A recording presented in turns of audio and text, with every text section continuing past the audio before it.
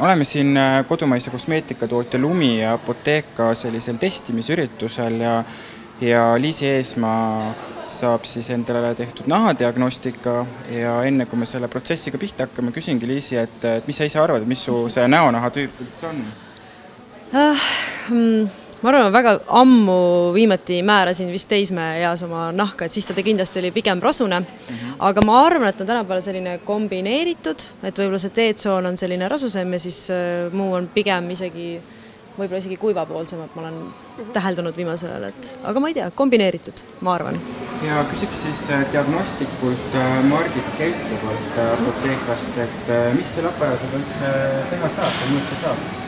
Aparaat näitab siis naha põhiparameetreid. Aparaadiga saab mõõta naha niiskust, naha rasu, pigmentatsiooni ja minikaameraga vaadata siis naha puhtust lähemalt. Et mõõtmine võtab aega paar sekundit, hästi kiiresti käib, inimene saab teada täpselt parameetreid, millele tuginedes siis saame valida spetsiaalselt õige nahahooldustoote. Et kas peaks midagi teadma enne ka, kui tulla nahka testima, et kas meik tohib peal olla või peab kuidagi puhastama eriliselt nahka? Alati on hea muidugi, kui nahk on puhas, et ei ole seal kosmeetikat peal, et siis saab hästi täpse tulemuse. Aga kui on peal, siis me saame selle ise maha võtta ja saame naha ette valmistada, et ei ole nii oluline. Aga laskem siis käia. Esimesena mõõdame siis nahaniiskust. Nahaniiskus näitab põhimõtteliselt siis nahakaitsevõimet. Et ma panen anturi siia erinevatesse kohtadesse ja vaatame, mis niiskus näitab. Et praegu ma saan siit kätte, et nahk on kuivale kalduv. On, jah? Jah. Et ükskõik erinevate kohtade peale, kus ma panen anturi, ütleme, keha peal on natuke parem, et näo peal oli nüüd väiksem näitaja, aga kui näitaja, siis põhimõtteliselt anturi näitaja oleks mul üle 55, siis ma saaks öelda, et on ideaalne nahk. Praegu mul oli näo peal keskmiselt, ütleme, 45 seal, et see jääb täpselt siia kuivale kalduva piiri peale. Et kui nahk niiskus on langenud, siis naha kaitsevõime on langenud ja nahk sisuliselt ei täida enam seda ülesannet, milleks ta mõeldud on, et ta enam ei kaitse organismi. Et kõik see keskkonna saastatus, tolm, viirused, mikroobid, kõik tuleb läbi naha sisse. Hästi oluline näitaja just terve organismi seisukohalt. Et seda tulebki siis mõjutada nii seespidiselt kui välispidiselt. Et välispidiselt siis kõik niisutavad kreemid ja seespidiselt siis kindlasti vett juua 1,5 liitrit päevas ja vitamiinidest A ja E-vitamiin on siis see, mis hoiavad rakutasandil niiskust. Kas uni mõjutab ka naha niiskustaset? Üldiselt kõik keskkond mõjutab hästi palju, et kõik tervislik toitumine, kõik kogu meie elu kvaliteet nii-öelda, eks, et kui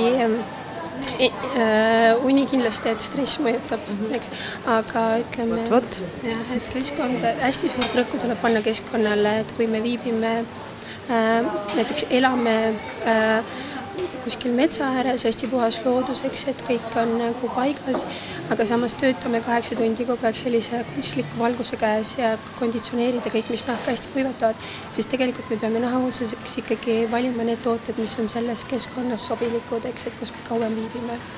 Et kui te lähete näiteks töö juurest koju ära, siis naha, see paranemisprotsess või muutmisprotsess võib toimuda seal poole tunniga, tunni ajaga, eks. Aga see keskkond, kus te olete, näiteks kõik need lambid ja kõik see ikkagi hästi kuivatab nahka. Et seda tuleb jälgida.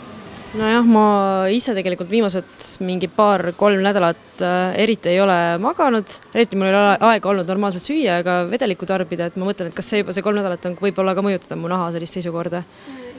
Et kui nahk on, ütleme, kuivale kalduv, eks, et siis isegi kui me õhtule kreemi ei pane, hakkab kogu see protsess kohe pihta, et 3 nädalat on juba päris pikk aeg. Kas selle diagnostikaaparaadiga peale niiskustaseme saab veel midagi mõõta? Et siin on meil veel erinevaid andureid, et nüüd järgmisena võtamegi rasu mõõtmisanduri, et mõõdame nüüd naharasu. Et see niiskus on siis naha rakutasandil, aga rasu on siis nüüd rasunääre, mis jookseb naha peale, eks. Et vaatame, kuidas siis naha rasu tootmine, mis näitaja siit tuleb.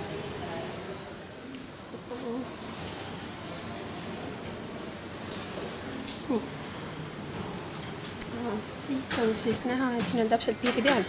et 70 näitab seda, et on rasvune nahk alates 70, et suurem kui 70 on rasvune nahk, et meil on 70, et põhimõtteliselt on siin siis viimase piiri peal normaalne. Et mis näitab seda, et rasvunearmid töötavad täiesti normaalselt, eks, et sellist nagu erilist rõhku sükestele toitvatele ja rasustele kreemidele, et ei ole vaja panna. Aga rasvuse naha puhul on hästi positiivne see, et nahk ei hakka kiiresti vananema, et see rasu hoiab seda nahka hästi nagu nooruslikuna ja samas ka rasu positiivne omadus on see, et ta hoiab ära selliste nagu seenhaiguste ja selliste bakterite nagu juurdepääsu nahale, eks, et rasu kaitseb seda, et selles suhtes hästi positiivne, et kui see rasu läheb nüüd kõrgemaks, et siis negatiivsed näitajad seal juures on, ütleme seal rasuumistustega ja sellised probleemid, eks. Aga iseenesest see näitaja, mis Liisil on väga hea, et suurepärane. Et muidu kuiv, aga siis kohati rasune?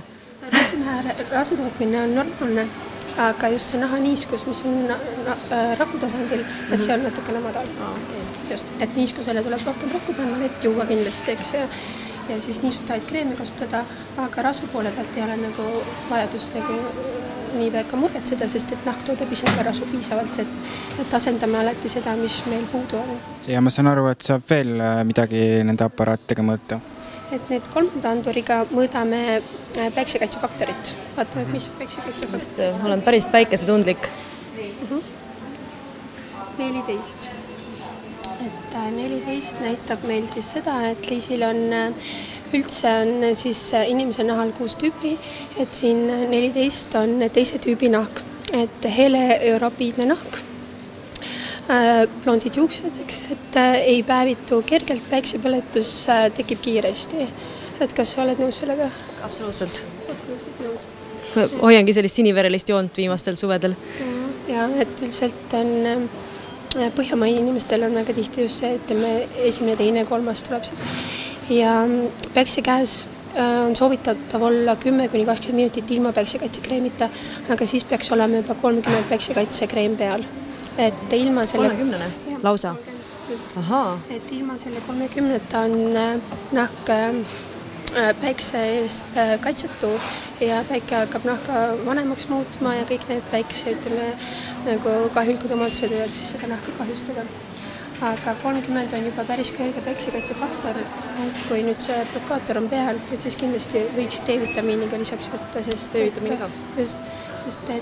D-vitamiin on hästi oluline vitamiin organismis, et kõik luudlihased, liigesed, aga samas on nii-öelda selle D-vitamiini toidul, aga samas ka aju ja ainevahetus, et suurem osa organismist on D-vitamiini. Mul on lihtsalt küsimus ka, et kas looduslikke päikesekaitsekreeme või faktorid või blokaatorid on ka olemas? Või? Riietus. Aga päikse eest kaitsma peab ja kui nahk ise ei tooda seda päiksekaitset nii palju, eks, et ei ole seda melaniintase ei ole nii kõrge, siis tuleb teda lisaks kaitsta. Kunstnikul on hea kuulda, et lisaks ilule on ka siis selline kaitsefunktsioon riietel. Jaa, absoluutselt. Ma ütlen ürbi mood see suvi. Midagi Araabia pärast äkki. Nii, ja viimase testiga siis ma saan aru, et me vaatame pooride puhtust, jah? Jah, just. Vaatame siis naha ebapuhtust nii-öelda kaameraga. Vaatame kaameraga lähemalt naha olukorda. Ütleme nii. No nii. Et sõidame siis kaameraga sinna peal natukene ringi ja vaatame, mis pilt meil siit tuleb.